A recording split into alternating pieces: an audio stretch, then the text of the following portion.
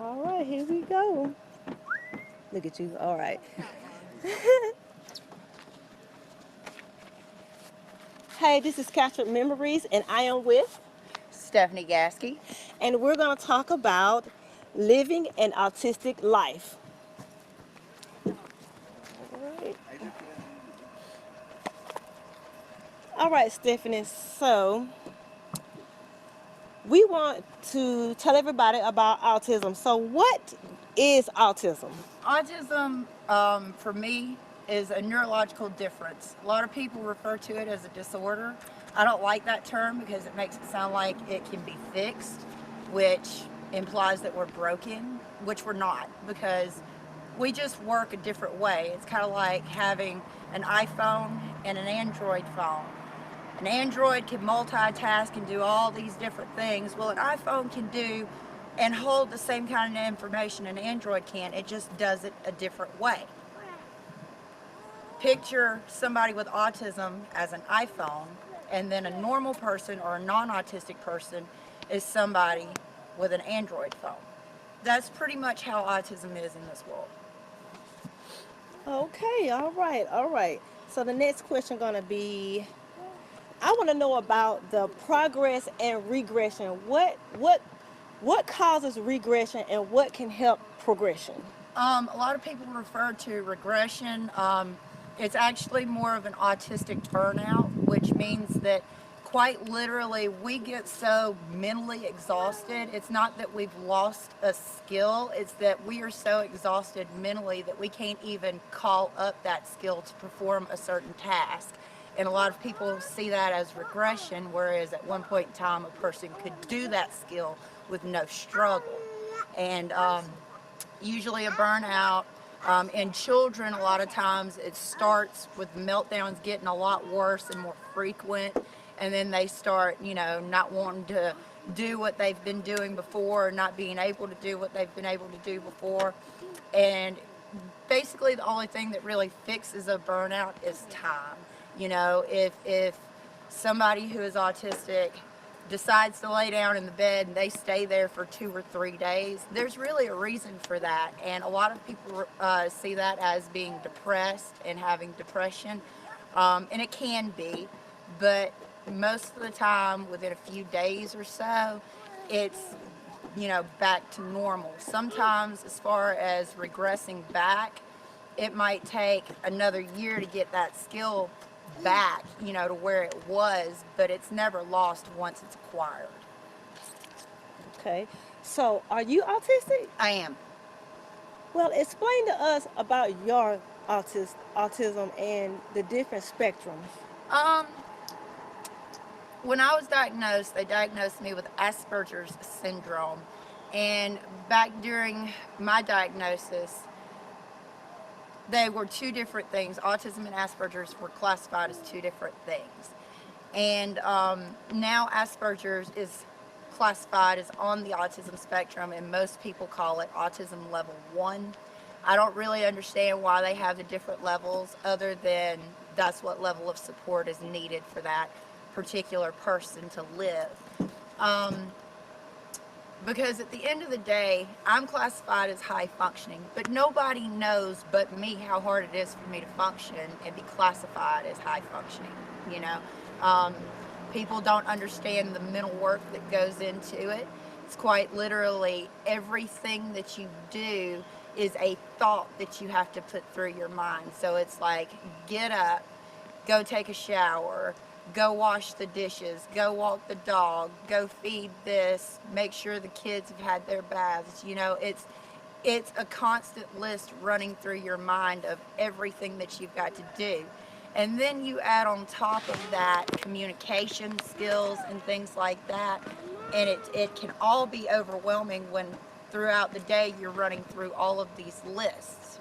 And especially when you're talking to somebody, a lot of people are really big on eye contact.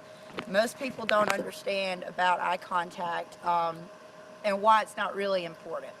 As a matter of fact, I think it's creepy, because if somebody's looking me in my eyes, I think they're trying to stare into my soul, and that's weird. Um, but a lot of autistic people, when they give eye contact, it's real blurred. And it's kind of like somebody who wears glasses. When they take their glasses off, everything's real blurred. It's the same kind of thing, and there's nothing about that that can be corrected with lenses or surgery or anything like that. And it can be really painful and hard to concentrate on an actual conversation when you're trying to make eye contact with somebody, you know. And it's painful, and you just can't. So for everybody out there who's insisting on eye contact, don't bother with an autistic, because chances are, if you want them to pay attention, they're not going to look at Okay. Because I always wanted to know, why did they give it the name, oh, they're on the spectrum? And I was like, what is that? So I guess they gave it another you. name or Yeah. something. Okay. Okay. Um, the age difference between childhood and adulthood. What are the differences with dealing with autism? Well, when you're a child, um, in general, when you're a child, you don't know about the world around you. You haven't experienced any of this. You have a lot of fears. You have a lot of new experiences to go through that you don't know, you don't understand, and things like that. To a person who is autistic, we don't like change often. So change is a real struggle for children who are autistic. And I mean, it's struggles between childhood are completely different than struggles in adulthood, because as a normal person grows and matures, their brain develops and grows up into an adult brain. Well, the same thing happens with somebody who's autistic, but their brain is always going to be autistically wired.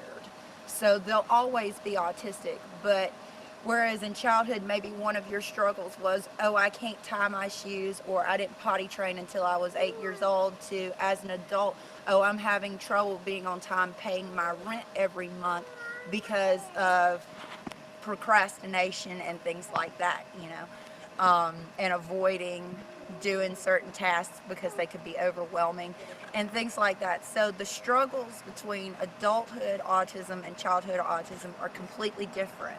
And then some struggles can follow you from childhood into adulthood, like children who have speech delay or global developmental delay, things like that.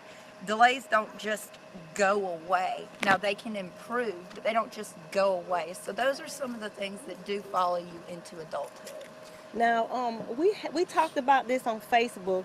A lot of people want to say that autism is a sickness, but you have broke the barrier and let everybody know the reason why it's not a sickness. Right. Autism is not a sickness, because if it was, first of all, a cure would have already been found.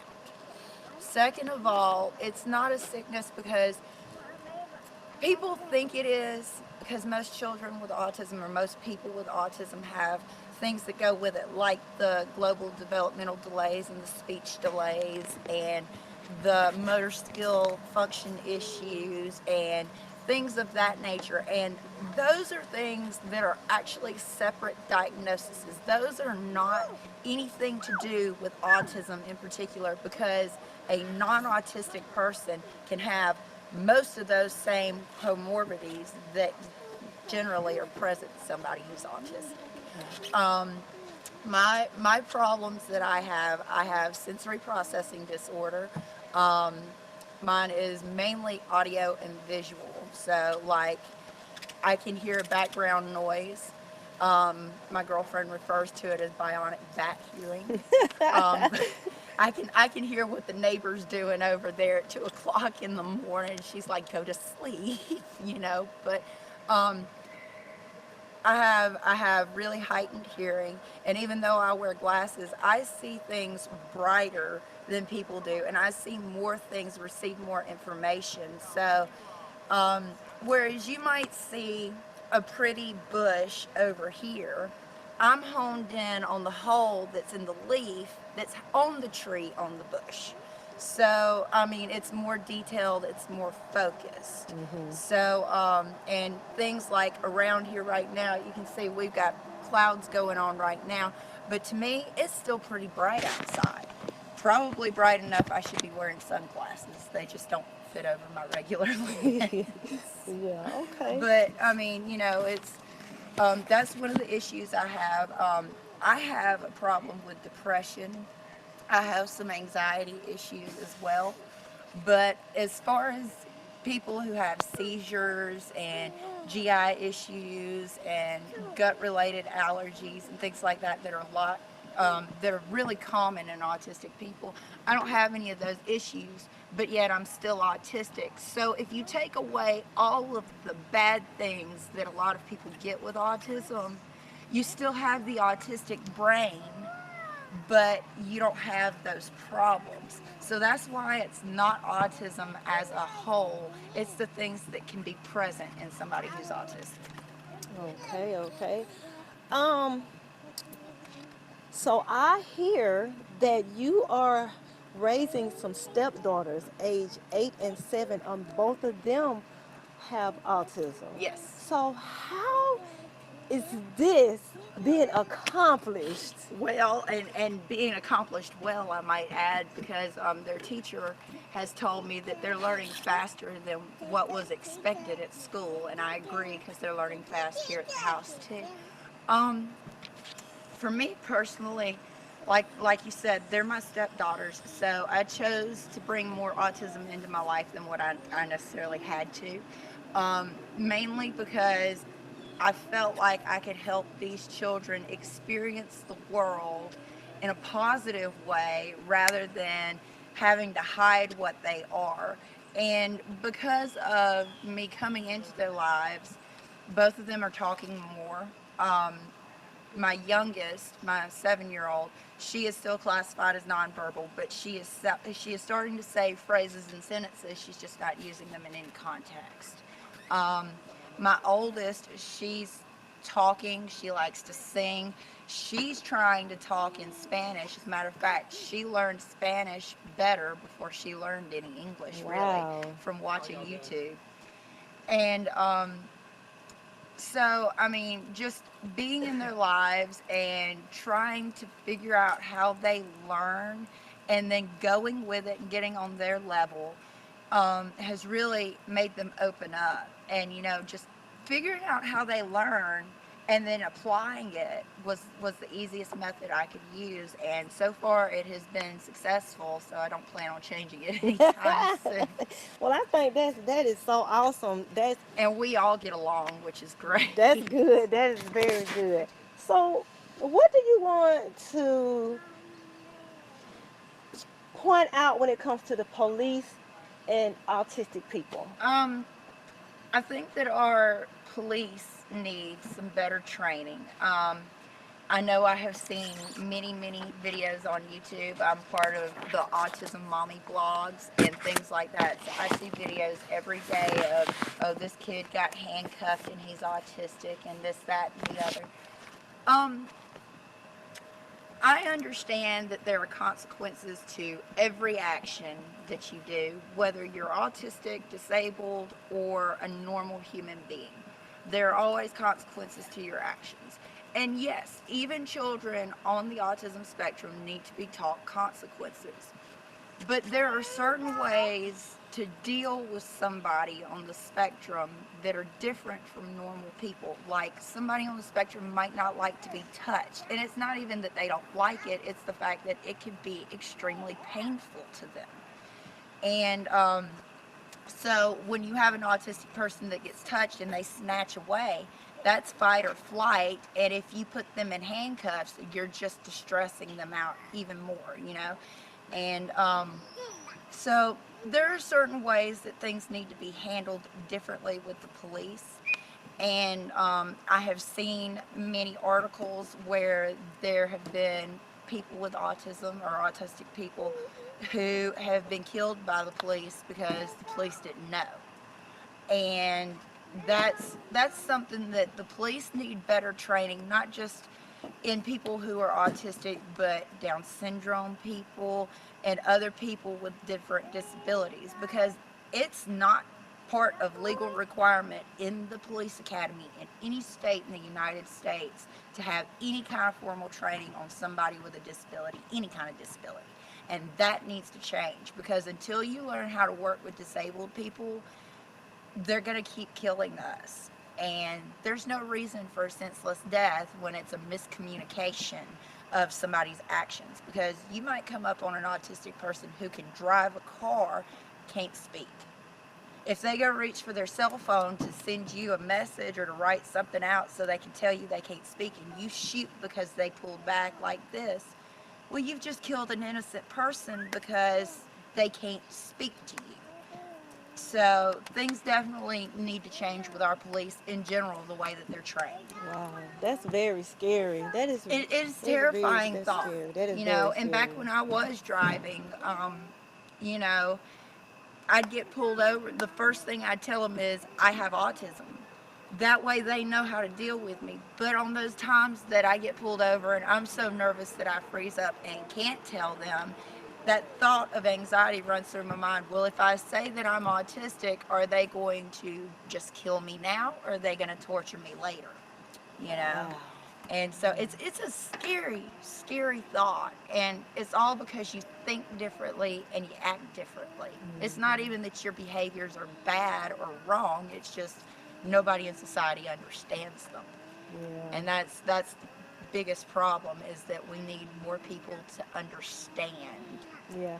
Well, You I know. think that this is, you are very brave to come on here and, help me out with understanding, because I have an autistic son also, Right. and this is helping me a whole lot. So we're gonna end this segment, but if you had something to say to the world to help the world view autism, what would you tell them? Embrace the gift.